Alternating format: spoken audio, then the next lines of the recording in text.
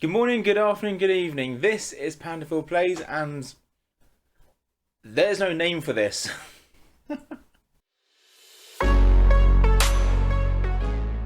I wanted to take the opportunity just to reflect on 2021 and do that out loud, do it through a video, because I thought it would make things a bit more interesting for myself, and it makes it feel like I'm talking to someone just that little bit more. It's been a crazy year in general, considering we've had much more about COVID. In the UK, all sorts has happened. Around the world, all sorts has happened. I think it's a weird position to be in because 2020 seemed like a really bad year. And then 2021 came along. And for me personally, it just felt like 2020 wasn't that bad in some ways. Now, I'm not saying that everything about this year has been bad, but there's been some things that have made it more challenging, and we're reaching, it's currently coming towards the end of 2021, and things aren't looking good so far from a COVID perspective. But that's not what I want to talk about. I want to focus on just what's happened in terms of the Pandaphil Plays channel, in everything that's been a part of it, really. The streaming has been incredible. I have gone from doing the odd stream here and there in terms of doing 1 or 2 a week, I believe it was last year. May have pushed it into 3 at that point, but now we're doing aiming to do 4 a week, which has been really awesome. And we're at a position where we're not only doing Toontown Rewritten, which was the main focus, but also doing other games such as Corporate Clash and Animal Crossing. And it's a really nice position to be in because I love Toontown Rewritten, but it's nice to be able to focus on other games. It makes it more exciting for me, and it opens up the community just that little bit more, because there's a wider gaming community out there that I really want to interact with, those that do really love Animal Crossing, and also those that really love Corporate Clash, because I think there is definitely a Corporate Clash community that doesn't really engage with Rewritten for various reasons, which we don't need to go into. There's no need. There is no need. And I want to try out Corporate Clash. It's a game that is very interesting. It's a very interesting interpretation of Toontown Online. It is very different to Rewritten, and there is some really good stuff about it. So it was nice to try it out and bring this whole new perspective to it of Wonder Wheel, opening up this storyline, which I don't know where this. Well, it came from Marvel. That was the inspiration, but it was just exciting to think, hey, let's make something of Pandaphil. Let's not make Pandaphil just this character within Toontown Rewritten, but actually have this bigger story arc in terms of there is a multiverse of Toontown. And so we have our Rewritten universe where we have Pandaphil, who is this wonderful toon who is always wanting to help out and loves his bow ties, just like myself. Whereas in the Corporate Clash universe, you have a toon that was born without wearing a bow tie, and is this red toon that will give it his all, that will always want to do the heavy damage attacks like drop, and that is Wonder Wheel. And I think a lot of us love Wonder Wheel. I think the reception of Wonder Wheel was really positive, and I'm really happy with that, because Wonder Wheel, although he hasn't gone very far, he is doing well, and I quite like that toon. He's a nice toon to have on Corporate Clash, and I'm really interested to see how he develops over time in 2022. So take this as a confirmation that Wonder Wheel will continue to be shown in the streams. He's part of the What If streams, that very special place for all the wonderful universes, and maybe we might see a few other toons as part of that in various other Toontown universes. So if you know of any servers that you think I should try and introduce a new toon, please let me know, because it'll be great to just open that universe up a little bit more. Outside of Toontown, it's been a really interesting moment of figuring out what game to play alongside it, because I played Planet Zoo for a while, and I really love Planet Zoo, but it's been a bit of a hit and miss, and that's mainly been due to myself rather than anything else. I love the game, it's so awesome, but my expectations of it are very different to my expectations of Toontown. For some reason, I try and put the two of them together and think the expectations are going to be exactly the same in terms of like how interactive the viewers are going to be and how interested the viewers will be. Now, that is partly to do with myself in terms of not worrying about the numbers, which is very difficult. I have to admit, I didn't fully appreciate that until this year, how difficult it really is not to focus on the numbers. So I've sort of stepped away from it for a little bit, but I'm hoping to bring Planet Zoo back into the streams in 2022 because it is a game that I really do love, and it's something that I really want to work on because there's stuff that I'm doing in the background on Planet Zoo, and I want to invite you to be a part of that, to see what's going on. And that requires me to be open to changing my approach, to be accepting that the expectations are going to be so different that some people really aren't going to like that sort of stream, and I've got to be okay with that. And that's really important for myself to accept that, but also for my mental health, because I think what I've learned as well is streaming can be very dangerous on your mental health if you are not in a good place or you're not prepared for it. This is me opening up to reflect on what I've learned. You can take something from it if you like. This is just me reflecting out loud. But yeah, Planet Zoo, very different expectations, and Animal Crossing has been that sort of middle point for that. Like, I love Animal Crossing. It's my childhood game in a similar way that Planet Zoo was when we base it on Zoo Tycoon.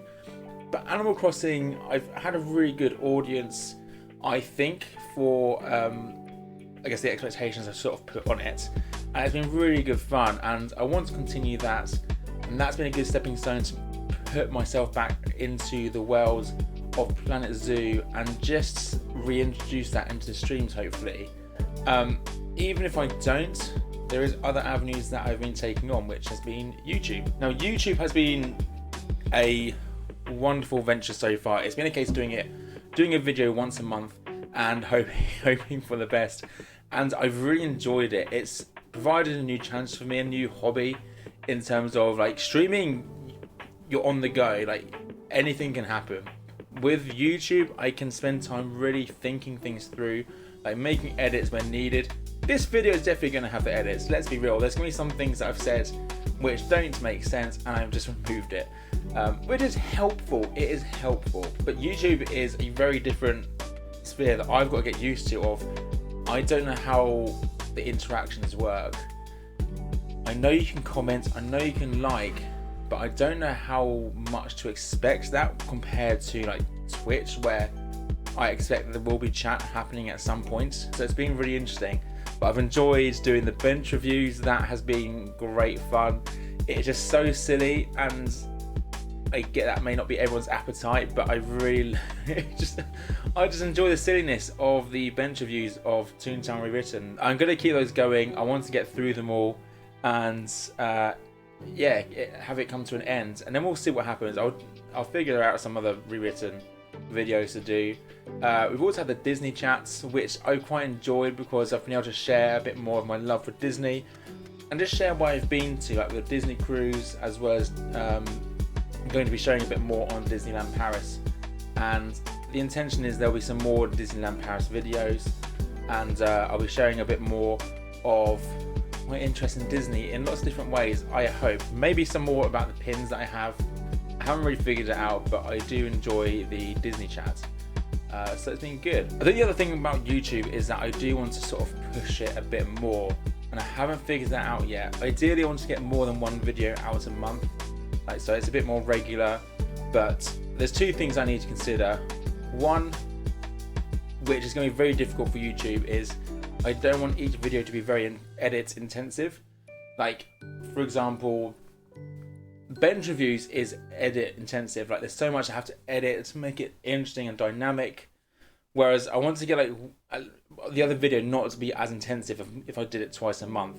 For example, I hope that this one wouldn't be as edit intensive, if that makes sense, which makes things a little bit easier. Almost like a stream where I just keep it moving and there's little to edit. It sounds lazy, I get that, but the other side of this is making sure that I don't push myself too hard.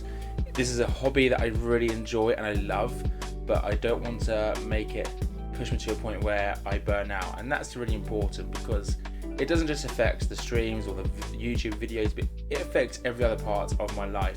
So I want to be really careful of that. So I'm going to try and do 2 a month, but forgive me when I don't, because I'm not perfect. But one of the big things that's been very exciting about this year has been part of the Toontown Rewritten partner program. That was something I never expected to be a part of. It's something that I really wanted to be a part of, and there was several inspirations for that. Like, it amazed me that there was like Twitch partners that were in it, like Smirky. You also had streamers that I loved watching, such as Shumi and It Is Iceman, because I love their content.